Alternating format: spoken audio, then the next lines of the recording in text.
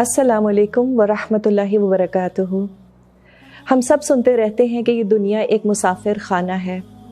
हम बुनियादी तौर पर मुसाफिरों की तरह हैं और हमारी डेस्टिनेशन उस फ़्लाइट पर मबनी है जो हम इस दुनिया के ट्रांजिट लाउंज से पकड़ते हैं। कुछ दिन पहले मैं कहीं ट्रैवल कर रही थी और किसी गफलत की वजह से एक शख्स गलत डिपार्चर गेट से जाने लगा।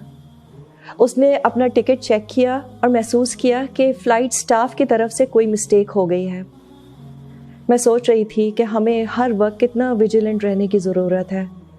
A little negligence and you might end up at wrong destination।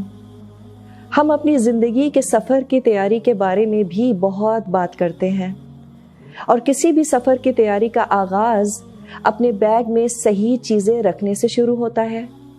किसी ठंडे मुल्क की तरफ जाने वाले शख्स की तैयारी मौसम के मुताबिक होती है। It's unwise to keep warm hoodies if traveling to the Middle East in summers, right? Likewise, the way you lead your lives today, it says a lot about how you are preparing for आखिरah। आप किस तरह के आमाल इकट्ठा कर रहे हैं।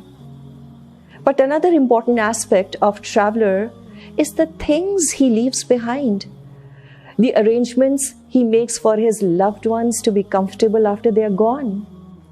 अगर हमें अपने बच्चों के बगैर सफ़र करना पड़ जाए तो हम माएँ कितनी परेशान होती हैं। हम उनके लिए पहले से खाने पका कर रखते हैं, कम से कम दर्जनों लोगों से उनका ख्याल रखने को कहते हैं, उनके स्कूल से पिक एंड ड्रॉप कौन करेगा वगैरह। Even then we are so worried about them that the first thing we do after reaching our destination is check on them। हर बार अच्छा खाना खाते हुए वो बहुत याद आते हैं और मैं यकीन के साथ कह सकती हूँ कि हर माँ इस बात की ज़रूर फ़िक्र करती है कि अगर वो अचानक मर गई तो उसके बच्चों का कौन ख्याल रखेगा।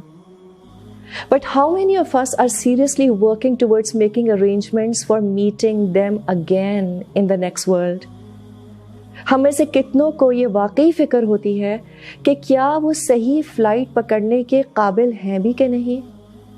अगर हम अल्लाह की रहमत से और अपनी ज़िंदगी में सही चॉइसेस के सबब जन्नत में पहुंच भी गए, हमारे बच्चों से वहाँ मिलने की क्या तैयारी है। Who will guide our children to lead their lives according to their desired destination? और ना सिर्फ हमारे बच्चे बल्कि हम अपने प्यारों से वहाँ मिलने के लिए क्या इंतज़ामात छोड़कर जा रहे हैं। मैं अपने साथी मुसलमानों की आखिरत के लिए क्या कर रही हूँ। एक हदीस में आता है कि नबी करीम सल्लल्लाहु अलैहि वसल्लम ने फरमाया, उस ज़ात की कसम जिसके हाथ में मेरी जान है, कोई बंदा मोमिन नहीं होता यहाँ तक कि वो अपने मुस्लिम भाई के लिए वो खैर पसंद करे जो वो अपने लिए पसंद करता है। Yes, we can't force religion down people's throat, but I can surely help my loved ones to feel confident in practicing Islam। लेकिन इसके लिए बहुत अहम है कि हम लोगों को अल्लाह के कलाम से जोड़ें। We must connect our children to the Quran। आज हमारे माशरे में जितनी भी प्रॉब्लम्स हैं, इसकी एक बड़ी वजह दीन से दूरी है, अल्लाह से दूरी है और इस दूरी को ख़त्म करने के लिए बहुत ज़रूरी है कि हम अल्लाह को जानें, अल्लाह के कलाम को पढ़ें और उसके मुताबिक अपनी ज़िंदगी गुजारें। और क्यों ना हम इस काम का आगाज़ रमज़ान के महीने से करें, क्योंकि इस महीने में दिल बहुत नरम होते हैं। तो इस काम में हमने अपना अपना हिस्सा डालना है, लोगों को दीन से जोड़कर और ख़ुद भी अल्लाह के कलाम को समझने में वक्त लगाना है और अमल में आगे बढ़ना है। हम सबको अपनी मंजिल के बारे में फ़िक्र करनी है। But like any responsible person, we have to make sure that before leaving this dunya, we at least try to make it a better place to live, a comfortable place to practice Islam. And this is only possible with people entering into Deen completely. And for this, I have to do certain things in my life starting from today. Your contribution towards Deen will inshallah weigh very heavy in your scales.